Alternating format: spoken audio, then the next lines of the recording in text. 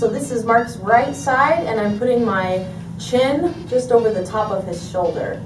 And when we were first prepping it, I used my left hand on his shoulder and my right arm around his stomach just to brace myself. Yeah, and it's really important. I'm not doing any sort of pulling. I'm just putting my arm here just to give her some support. This arm isn't, your job as the leader isn't to like yank her over by her neck, because that would really hurt. It's just to give me a platform to land on as I flip.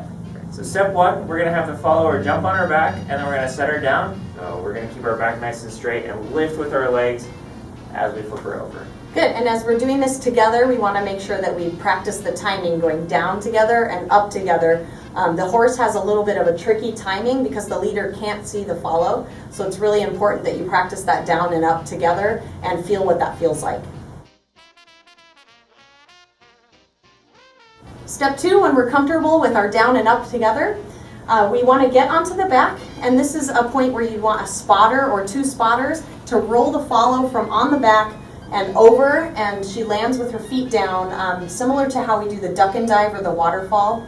Follows, we're going to pull up and keep our butt muscles and our leg muscles tight and our abs so that we're not letting our back fall in or our butt sink down. So as the spotters roll us over, we're maintaining a really nice shape in our core to land the horse.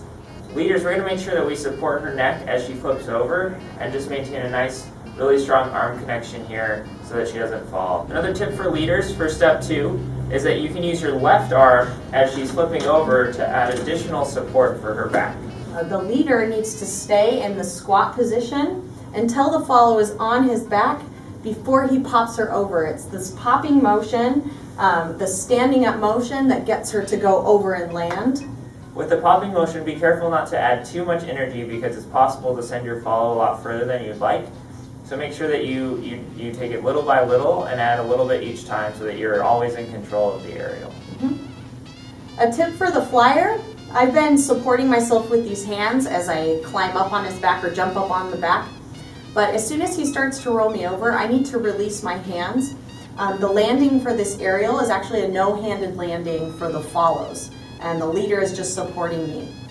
Sometimes we see the follows grab backwards and try to hold on to something of the leaders so that they feel a little bit safer, but that can cause the follow's arms to get stuck under the leader's arm, and he'll come forward on top of the follow. So we want to be careful as we're doing this. She has to release the hands. So as we're going into step three, we're going to go in stages. Mark's going to squat down, and you can see he gives me a good platform to jump onto, and I can jump on whenever I feel ready. And here I am, and then when Mark's set, he's going to grab for my neck, and then when we're ready, we'll do that pop motion together.